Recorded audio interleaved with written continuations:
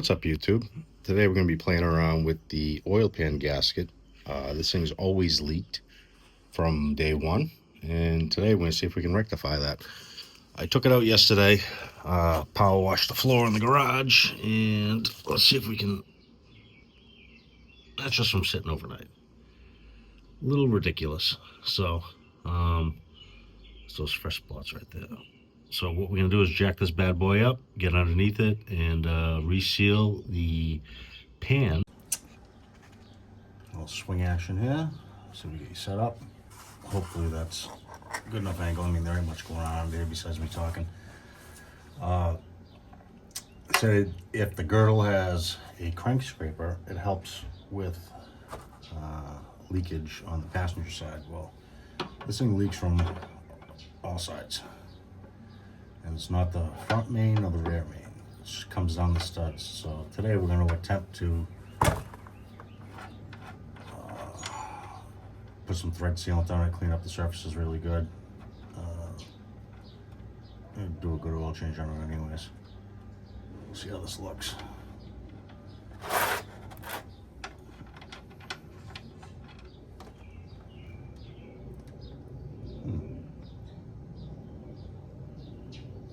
It smells like fuel. Bad. It's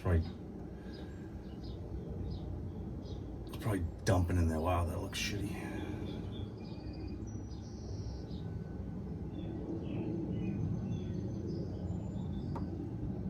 See if it clears up at all. Nothing really on the magnet.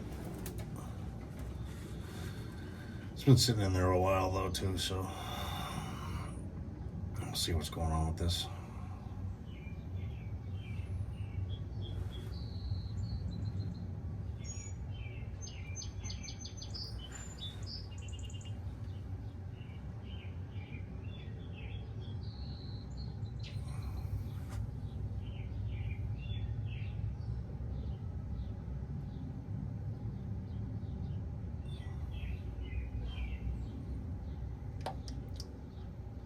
Just basically has braking time on it.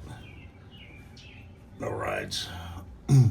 I did change the, let's see, what did I do? Adjusted the O2 sensor, adjusted the fueling for ethanol.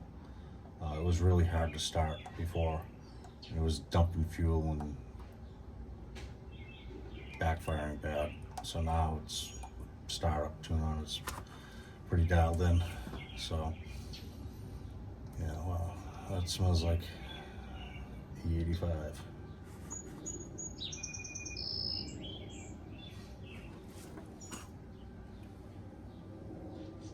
It's actually not terrible, it's just a little cloudy. You're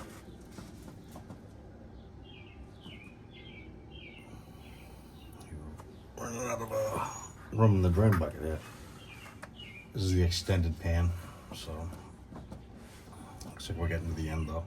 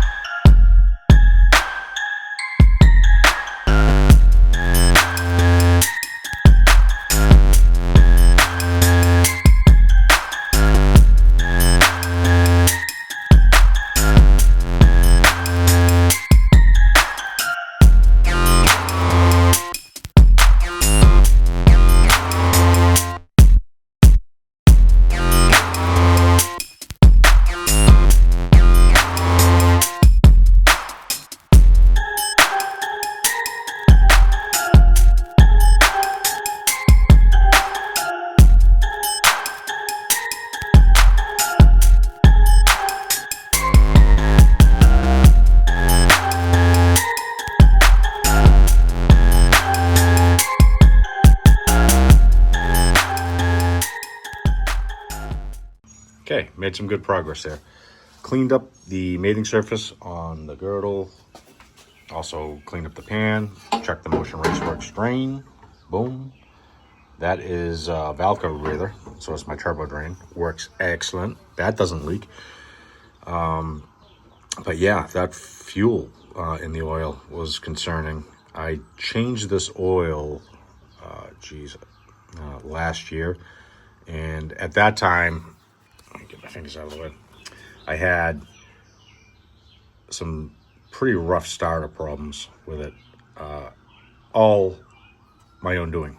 So the O2 sensor, the Nano, was never adopted. So that's one. The fueling table was like ridiculously high. The timing was off. So I got a pointer from, I think it was Bison, and dialed it in, locked the timing on the fuel tech, and this is after the oil change, obviously.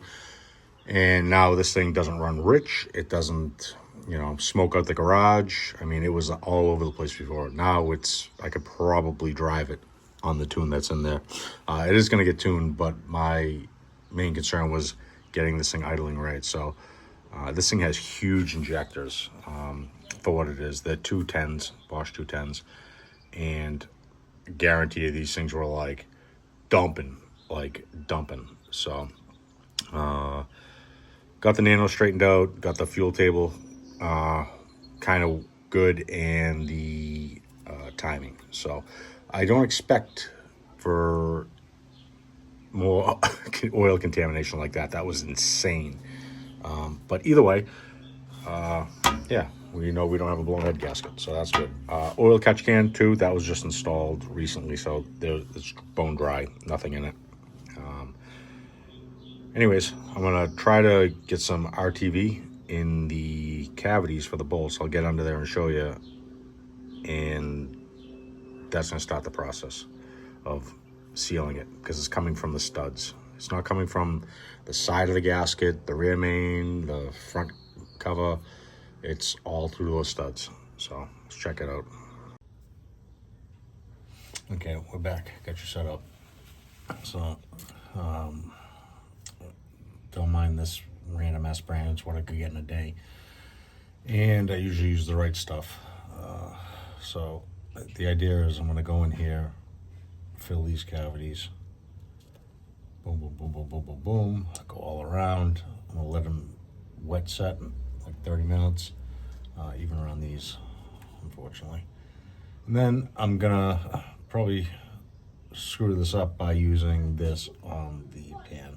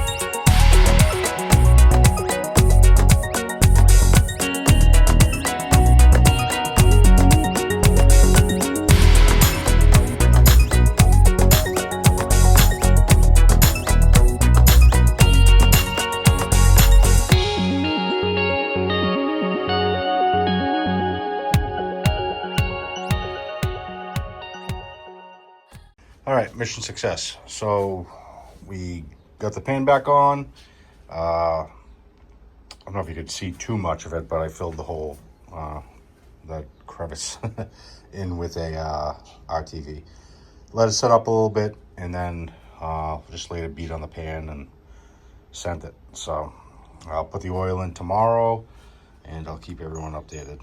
The filter and oil coming tomorrow, so we'll fill her on up and take it from there. So I got a registration appointment coming up on June 10th, so I'll get some plates on this thing. And I think I'm gonna have it tuned by full throttle, I think. So they do remote tuning, and just want to make sure everything is working. I don't want, you know, to slow him up while he's trying to make, you know, the tune, make sure everything's good.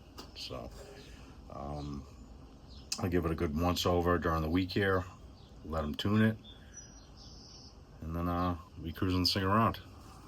I'll give you a little update on the glass too, along with the window felts and this green ash trim, but they roll down nice. I don't know if you can see the felts in that, but that'll prevent the thing from shattering when you close the door. So got the doors all adjusted. What else did I get done? Rear brake line, the flex line for it, that was short. Change that out, blow the brakes again, and that's really it. So I got one single blue wire hanging down here, right there. I haven't put that in the loom yet. That's for the horn. So probably need that. Everything else works. I got the lights working. I'll give you a view of that. Don't know how I feel about the ring ones, but they're definitely brighter than the stock ones. So when the lights are off, they look pretty good. So high beam, very, very bright.